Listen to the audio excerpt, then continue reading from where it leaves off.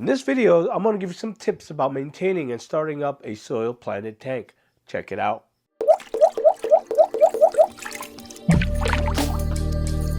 Welcome to another video. This channel is all about aquariums, so if you want to learn more about aquariums or talk about aquariums and you're new here, hit that subscribe button as well as that bell icon so you'll be notified when I release new videos as well as do live streams. And if you're a subscriber here, please hit that like button and share this video if you think it'll help anyone else, and also leave a comment down below about anything I talk about here.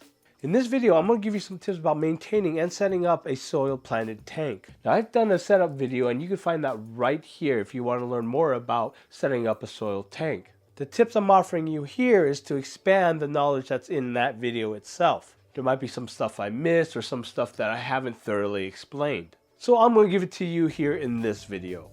And for those of you guys who are still out on the fence about setting up a soil tank, hopefully this will help alleviate some of your fears or just help you decide that you really don't want to deal with this. Tip number 1, soil is not magic. It will not be the only factor in which you'll make your plants grow. It's one of the 3 major factors that I talk about in my Beginner's Planted Tank Guide. Just like using rich nutrient substrates, there's still work to be done. Although I say it's great and it's easy to do, it's just another solution for your planted tank substrate. Again, it provides your plants with nutrients at the root level. I still highly suggest that you dose your water column. I actually got a comment about that saying, oh, well, you're using soil, why are you dosing your water column? Because I still have to give the nutrients in the water column to certain plants. Sure, some nutrients are going to leach out from the substrate, but not as much as you would if you dose your water column. But keep that in mind, soil is not an all-to-do magical compound that's going to grow your plants. Tip number 2, soil does run out of nutrients after a while. One thing I heard about is that soil lasts forever. In a case, that is true, but it still runs out of nutrient just like any nutrient-rich commercial substrate out there. I read on the internet which has a very good analogy. Imagine you have your dinner plate is full of food. You eat all that food, what happens?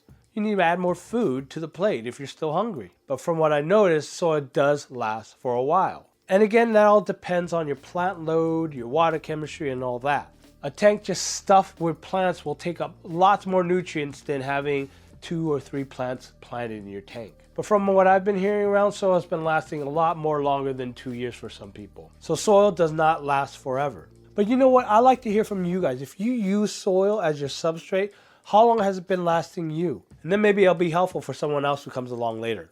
Tip number 3, cap your soil. Now, you would say, oh, that's a given, capping the soil. That's a thing that you have to do. Actually, no, you don't actually need to cap your soil. You could have a huge mud pond in your aquarium, but you don't have to cap your soil. The reason why we cap our soil is to keep our aquarium clean. It also helps lessen the mess if we want to move plants or decorations around. But a very important tip to this tip is to make sure you use enough of a cap. Now, in my video, I say about 1 inch of cap, either of sand or some other commercial substrate, or just normal inert gravel. The reason why you want enough is because if you don't have enough of a cap, it makes more of a mess when you want to move plants or decorations around. If you're going to use sand, make sure you use pool filter sand or something akin to that. Don't go to Home Depot and get playground sand. Although it works if you're just going to use playground sand, but if you're going to cap it with soil, it's going to cut off a lot of the oxygen going to the substrate itself, thus possibly creating anaerobic pockets. You don't want that. It's bad. If you're going to cap it with either commercial substrate or inert gravel, you want something around that's 2 or 3 millimeters big. Now there's also another technique that I'll mention here, and it's called the mid cap.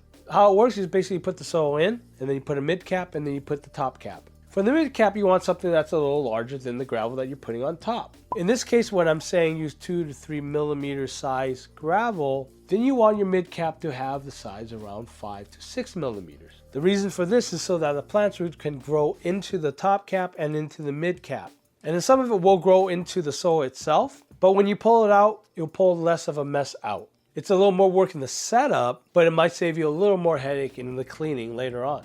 The problem with using mid cap is that it raises the height of the substrate in your tank, which might not be ideal for smaller tanks. The other problem with this is that sometimes the top cap will mix in with the mid cap after a while. And I'm saying after a while, unless you're really moving those plants and decorations around all the time. And then the third problem with this is that sand would be out if you use a mid cap. After a while, all that sand will just find its way into the mid cap. And all you have is a really large top cap. And then after a while, the whole purpose of having mid cap is moot. Tip number 4. Use clay or something iron rich. Great thing about using soil is that we're giving our root feeders great macro and micronutrients. However, a little more iron will always help, especially if you're in the habit of growing a lot of red plants. So here are some suggestions. Mexican pottery clay. And basically it's a wet pottery clay which you could shape into whatever form you wish, let it dry overnight, and then just mix it into your soil. The other option is called laterite, and this is a substrate that's really higher in iron, found in tropical regions of the world. However, it's dirty as heck and is known to contain aluminum. So if you have really hard water or really soft water, that aluminum might not be very good for your tank. So keep that in mind. And finally, old school kitty litter. This is something us old aquarists have used long ago, and some people still use it. But basically you just go out and get some old school kitty litter. Not the stuff that clumps up. We're talking about stuff that actually looks like gravel that you would put in your aquarium. Just get the stuff that doesn't have anything added to it, like scented or whatever. Again, old school kitty litter. Tip number 5, vacuuming your tank. This is a question I get a lot. Isn't it messy, especially when you vacuum your tank? How do I vacuum my tank? Do I just stick it in the sand and just stick it in and just let it suck up on the sand?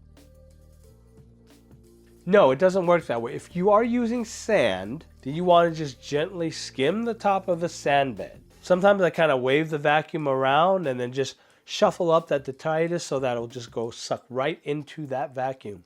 If you're using normal gravel or commercial substrate, then you just want to stick that vacuum just a couple millimeters into the substrate. Even if there's no soil underneath, when you're cleaning your aquarium, you shouldn't be jabbing that vacuum into your substrate in the first place. You'll disturb the beneficial bacteria in your substrate. Even without soil, you want to go in about ½ an inch. Tip number 6, when you move your plants around or decoration around, yeah, it will leave a little mess. But it's okay. If you capped it correctly, then it wouldn't be that big of a mess. My suggestions and tip is to move your plants and your decorations around and then do your water change. That way any soil that might have come up and settled on the top of your cap can simply be vacuumed away later. Again, going back to tip number 3, make sure you cap your soil efficiently. As you can see here, it looks like it's making a mess, but it's really not that bad. It can immediately vacuum the soil that has come up with the roots. Yes, it gets cloudy, but the cloud actually dies down after a few minutes. Now what you saw there was a normal moving the plants around in the soil tank. Again, like I said, it does leave a little mess, but it's easy to clean up.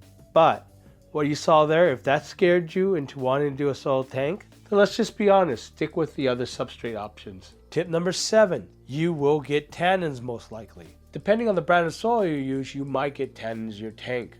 This does happen. It goes away with water changes, just like if you're putting a new piece of driftwood in your aquarium.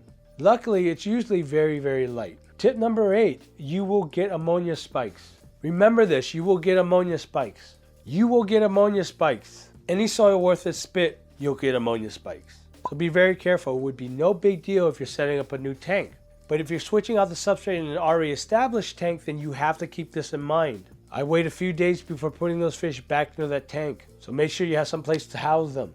And then watch those readings like a hawk for a few days after adding the fish. If the ammonia spikes keeps coming down, you're going to have to do water changes to cool that spike. Also keep in mind that some plants is very sensitive to ammonia burns. So like everything else about plants and fish, do your research. If you read that people have experience with ammonia burn with some plants, you might want to wait a week or 2 before adding those plants back into your tank. Waiting until the coast is clear.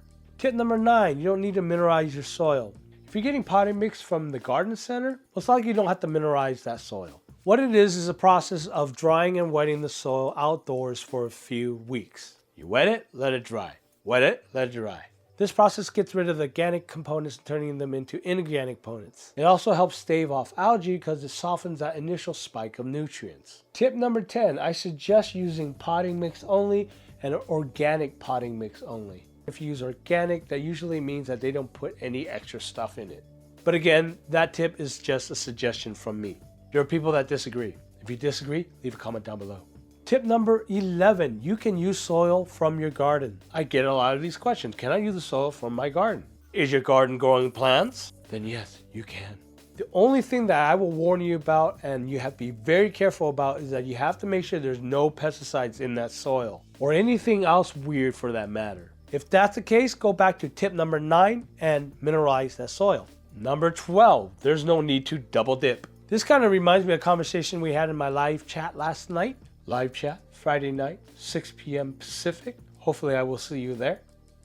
She basically asked me, does she need to use carbon in her filter? And my question was, no. You only use carbon when you need to use carbon. If there's something wrong with your water, you need to purify your water or something because there's some kind of algae bloom or there's something weird in your water, then yeah, you get the appropriate carbon to clean that water or clean that problem out. But you don't want it in your filter all the time, especially if you have a planted tank. Carbon is known to take out the nutrients that the plants need. Otherwise, you're just wasting money. Same thing here. Now, I'm not saying you can't do this, but you can. It's up to you. It's your money. But we're talking about double dipping. Case in point, soil capped with ADA Amazon soil. Why? The whole point of using soil is because it's nutrient rich. The same nutrients that comes from ADA. And that's why ADA is so popular, because it has all that nutrients that soil has. But soil is quarter of the price. So that's a double dip. You don't need to cap ADA on top of soil. In fact, I don't recommend it because you're just doubling up the nutrient spike. ADA is known to leach a lot of ammonia when it's first set up. Another double dip situation, root tabs in your soil right when you set it up. Don't need to. There's no point. You already got the nutrients coming from your soil. Why do you need to do root tabs at the same time? Root tab normally lasts 3 to 4 months. Your soil is going to probably last up to 2 years. So basically, you're going to be wasting money putting root tabs in your newly set up soil tank.